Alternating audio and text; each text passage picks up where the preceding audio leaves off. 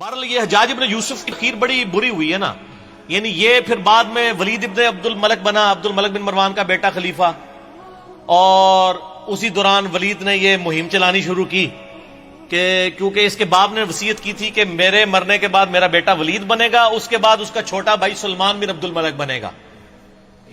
تو اس نے یہ مہم چلائی کہ نہیں، میرا بھائی نہیں بنے گا، میرے مرنے کے بعد میرا بیٹا کیوں نہ بنے۔ یہ تحریک اس نے چلائی۔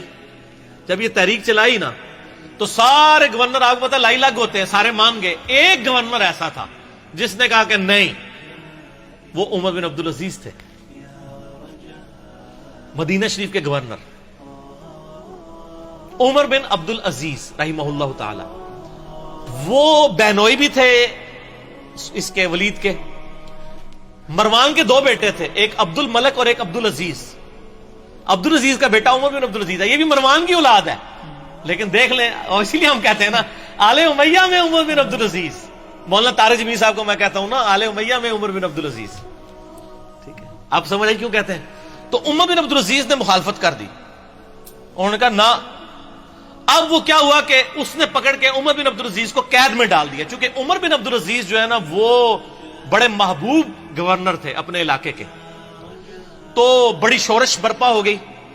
اسی دوران ولید بن عبد الملک اچانک مر گیا، تو آٹومیٹیکلی سلمان بن عبد الملک خلیفہ بن گیا، اس کا چھوٹا بھائی۔ اور ان کی بہن تھی فاطمہ، وہ عمر بن عبدالعزیز کی بیوی تھی۔ اس لیے کہتے ہیں فاطمہ سے زیادہ طاقتور عورت کبھی نہیں گزری، کہ جس کا باپ بھی 3 بر اعظموں کا خلیفہ، جس کے 4 بھائی 3 بر اعظموں کے خلیفہ، اور جس کا خاوند بھی 3 بر اعظموں کا خلیفہ، اور بڑی درویش عورت تھی وہ فاطمہ بنت عبد الملک بن مروان۔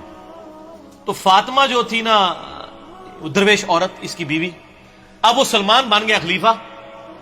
سلمان جب خلیفہ بنا تو اس کو یہ چیز معلوم تھی کہ میری خلافت میں سب سے بڑی کنٹریبیوشن عمر بن عبدالعزیز کی ہے، ٹھیک ہو گیا؟ یہ اس کے دماغ میں تھا کہ اگر عمر بن عبدالعزیز نہ ہوتا تو میرا بھتیجا اس وقت خلیفہ ہوتا، اور مجھے تو اس نے معزول کر دیا تھا میرے بڑے بھائی نے۔ تو اس لیے وہ ان کو یعنی آگے آگے رکھتا تھا۔ مسجد نبی شریف کی امامت بھی کراتے تھے۔ انس بن مالک کے بارے میں سنن نسائی میں آتا ہے کہ میں نے رسول اللہ صلی اللہ علیہ وآلہ وسلم کے بعد بڑے عرصے کے بعد کسی ایسے شخص کے پیچھے نماز پڑھی ہے جو بالکل نبی علیہ السلام کے طریقے پہ ہمیں نماز پڑھاتا ہے، اور وہ عمر بن عبدالعزیز ہے۔ 99 ہجری میں خلیفہ بنے، اور 101 ہجری میں صرف 38 سال کی عمر میں آل امیہ نے زہر دے کے ان کو شہید کر دیا، ٹھیک ہو گیا؟ تو عمر بن عبدالعزیز جب خلیفہ بنے تو یعنی یہ گورنر تھے اور سلمان خلیفہ بن گیا۔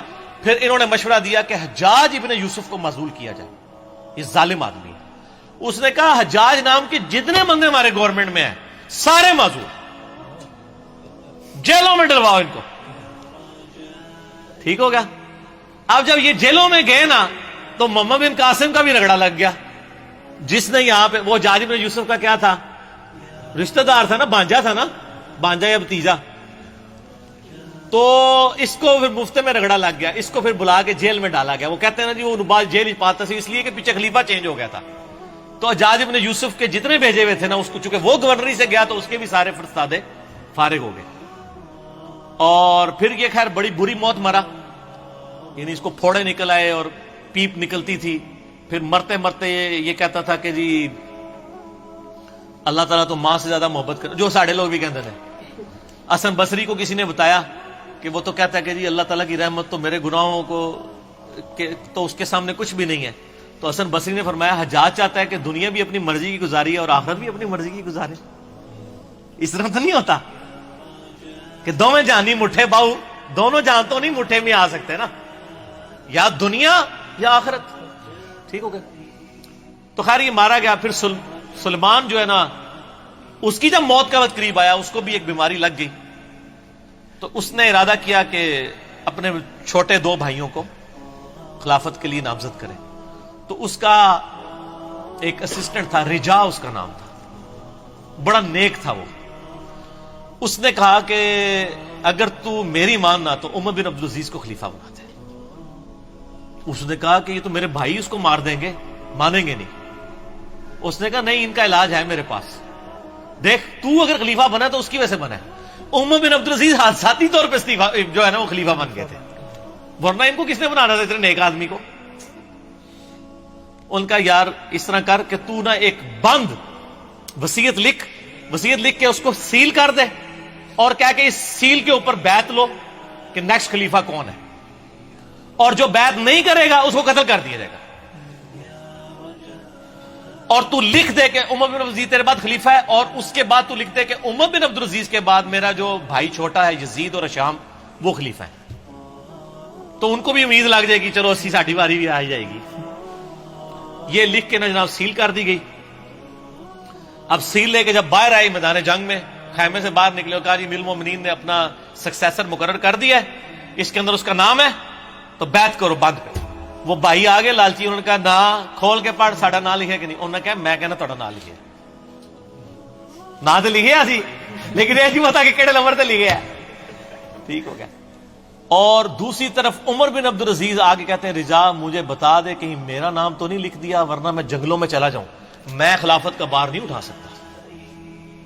ٹھیک ہو، یہ آپ اپروچ کا فرق دیکھ لیں۔ تو رجا کہتا ہے میں نے زندگی میں ایک ہی جھوٹ بولا ہے، نہ اس سے پہلے نہ اس کے بعد، وہ یہ تھا کہ میں نے کہا عمر تیرا نام نہیں ہے بیچ میں، کیونکہ مجھے خطرہ تھا کہ یہ چھوڑ دیں گے اور مسلمان ایسے حکمران سے محروم نہ ہو جائیں۔ کہتے ہیں جب وصیت کھولی گئی، جب پڑھ کے سنائے گی عمر بن عبدالعزیز، تو عمر بن عبدالعزیز جو ہے وہ بے ہوش ہو کے گر پڑے۔ دو بندوں کے سہارے، ایک 35 سال کا نوجوان دو بندوں کے سہارے لا کے ممبر تک لایا گیا پہلا خطاب کرنے کے لیے، اور آل امیہ کے چہرے لٹک گئے۔ لیکن جب پڑھا کہ ان کے مرنے کے بعد وہ بھی بنیں گے تو ان کو امید لگ گئی، ان کا چلو ٹھیک ہے ساڈا یار بہنوئی ہے نا 100 کرو کیڑا باہر دا بندہ ہے۔ ٹھیک ہو گیا، دادا تو ساڈا مروان ایک ہی ہے نا، ٹھیک ہو گیا، پردادا۔ تو یہ پورا معاملہ ہوا۔ عمر بن عبدالعزیز رحمہ اللہ تعالی ورضی اللہ تعالی عنہ وعلیہ السلام یوں خلیفہ بنے۔ پھر سر 2 سال صرف ان کو رہنے دیا ہے، 2.25 سال، جتنی حضرت ابوبکر کی خلافت کا ٹینیور ہے نا اتنا ہی ان کا۔ اور دیکھ لیں اسلام میں 5 خلفاء ابو بکر عمر عثمان و علی اور حسن ابن علی کے بعد چھٹا خلیفہ ان کو مانا جاتا ہے، بیچ میں کسی کو خلیفہ نہیں مانا جاتا، علی منہاج النبوہ۔ 2 سال کے اندر، 2.25 سال کے اندر انہوں نے پچھلے 40 سال میں آل امیہ نے جتنی لوگوں کی جدادیں ہتھیائی تھی نا ان کی اولادوں کو بلا کے واپس کی، جو جاگیر فدق تھی وہ بنو ہاشم کے حوالے کر دی، اور ممبروں پہ جو پچھلے 60 سال سے سب و شتم ہو رہا تھا مولا علی پر، لعنت کروائی جاتی تھی، وہ بند کروا کے ان اللہ یأمر بالعدل والاحسان یہ والی آیت خطبے میں داخل کی، اور تبدیلی آ گئی جناب۔ یہ تبدیلی تھی جو آئی۔ اور راوی کہتے ہیں کہ جی عمر بن عبدالعزیز جب خلیفہ بنے نا، اس سے پہلے تک یہ حالت تھی کہ لوگوں کی چوراہے پہ یہ گفتگو ہوتی تھی تیرے کتنے پلاٹ ہیں اور تیرے کتنے بنگلے ہیں اور تیری کتنی بیوی ہیں، اور جب عمر بن عبدالعزیز خلیفہ بنے تو چوراہوں پہ یہ گفتگو ہوا کرتی تھی کہ تو نے اس ہفتے کتنے نفلی روزے رکھے اور کتنا قرآن پڑھا۔ کیوں کہ جب عمر بن عبدالعزیز جمعے کی نماز پڑھانے کے لیے آتے تھے تو 10 15 پیوند ان کے کرتے کے اوپر لگے ہوئے ہوتے تھے، تو لوگ کہتے تھے کہ یار یہ 3 براعظموں کا حکمران اگر اس حال میں رہ رہا ہے تو سر ہم کیا۔ میں یہی کہتا ہوں کہ آج اگر عمران خان صاحب پرائم منسٹر خود خطبہ دے رہے ہوں شاہ فیصل مسجد کے اندر سادہ سے شلوار قمیض کے اندر، تو شلوار قمیض خود بخود ہی فیشن بن جائے گا۔ ویسے وہ پہنتے شلوار قمیض ہی، مجھے بڑی خوشی ہوئی چائنا میں بھی اس نے شلوار قمیض پہنی ہوئی ہے، تو خود بخود کی فیشن بن جائے گا، اتنی تبدیلی آئے گی۔ اور لوگوں کی یہ گفتگو ہوا کرتی تھی، گفتگو تک چینج ہوگی، حکمران سے کتنا فرق پڑتا ہے۔ خیر پھر یہ ظاہر ایسے حکمران کی طرح ہضم ہوتے ہیں، پھر ان کو زہر دے کے شہید کر دیا گیا، لیکن انہوں نے اتنی تبدیلی کر دی تھی، اسی لیے ان کو اسلام کا پہلا مجدد کہا جاتا ہے۔ یہ واحد مجدد ہے اسلام کی ہسٹری میں جس کو سنی اور شیعہ دونوں مجدد مانتے ہیں، اس کے بعد کسی مجدد پہ متفق نہیں ہے سوائے امام مہدی 12ویں مجدد کے، 12ویں خلیفہ کے۔ یہ ہیں وہ شخص عمر بن عبدالعزیز۔ چونکہ حجاج ابن یوسف کی بات تھی تو حجاج ابن یوسف کا انجام بھی بتانا تھا، اس کے ساتھ یہ ساری چیزیں جڑی ہوئی تھی، تو میں نے بتا دی اس لیے۔